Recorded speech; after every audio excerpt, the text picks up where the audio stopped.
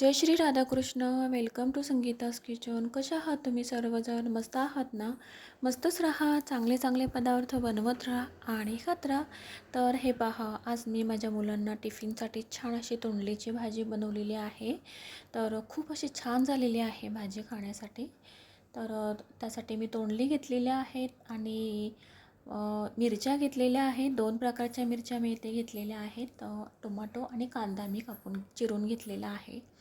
तर एक जास्त तिखट अशा मिरच्या आहेत आणि एक असं साधारण असं तिखट अशा मिरच्या आहेत. तर चला, तर तोंडली आपण छान अशी कापून घेऊया. मीडियम आकारामध्ये आपल्याला तोंडली छान अशी कापून घ्यायची आहेत.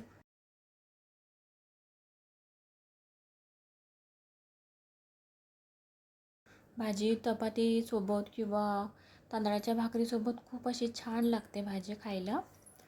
आणि झटपट होणारी भाजी आहे, 5 मिनटामध्ये होणारी भाजी आहे आणि मेन म्हणजे साहित्य देखील कमी कमी लागणारी अशी मी भाजी आहे आणि पौष्टिक अशी भाजी आहे. खूप छान लागते खायला.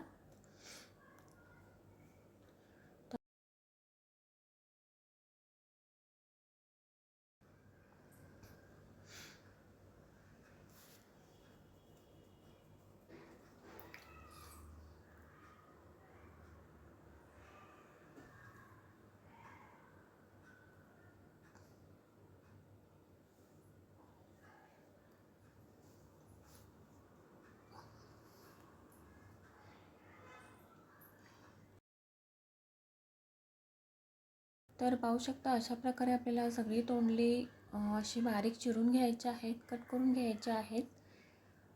तर इकडे आपलं पॅन देखील छान असं गरम झालेलं आहे. तर त्याच्यामध्ये 2 चम्मच मी तेल टाकून घेतलेलं आहे. त्याच्यामध्ये किंचित अशी राई जिरीची फोडणी द्यायची आहे आपल्याला. आणि आता आपण कांदा टाकून घेऊया याच्यामध्ये. उभा चिरून असं मी कांदा घेतलेला आहे. तर सगळा कांदा आपल्याला याच्यामध्ये टाकून घ्यायचा आहे आणि छान असं परतून घ्यायचं आहे. व्यवस्थित असं आपल्याला परतून घ्यायचं आहे. आणि हिरवी मिरची देखील याच्यामध्ये टाकून घ्यायची आहे आपल्याला. आणि हे सगळं मिश्रण छान असं मस्त असं परतून घ्यायचं आहे आपल्याला.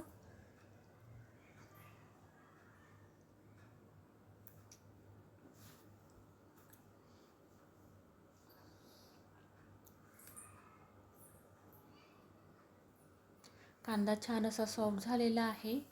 तर याच्यामध्ये आपल्याला आता 1 चम्मच हळद टाकून घ्यायची आहे.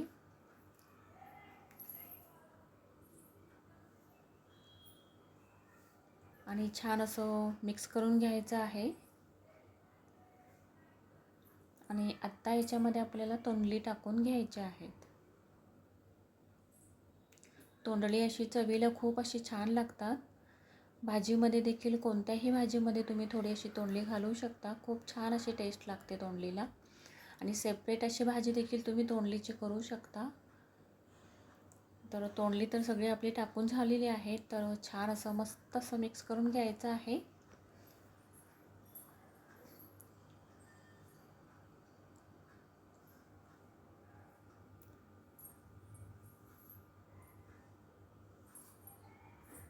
या भाज्या अशा झटपट होणाऱ्या आहेत आणि फारसा वेळ लागत नाही शिजायला. खूप अशा झटपट होऊन जातात भाज्या.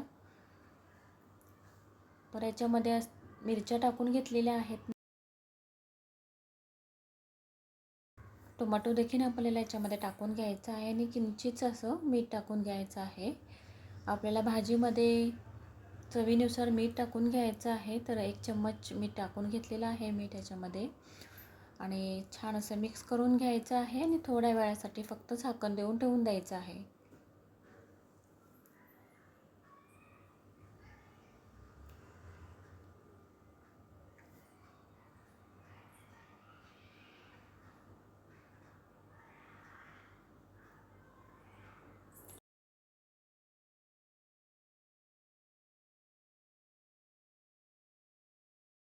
तर थोडा वेळ झालेला आहे. तर पाहू शकता, भाजी देखील छान अशी शिजून झालेली आहे.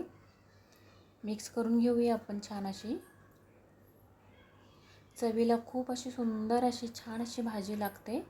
तर त्याच्यामध्ये आता 1 चम्मच शेंगदाण्याचं कूट टाकून घ्यायचं आहे आपल्याला. त्याने आपल्या भाजीला खूप अशी छान अशी चव लागणार आहे. तर पाहू शकता तोंडलीची भाजी तर रेडी झालेली आहे खाण्यासाठी. तर माझी रेसिपी जर तुम्हाला आवडली असेल तर ट्राय तर तुम्ही नक्कीच करा. लाईक करा, शेअर करा, सबस्क्राईब करा. Bye bye. भेटूया पुढच्या रेसिपीमध्ये.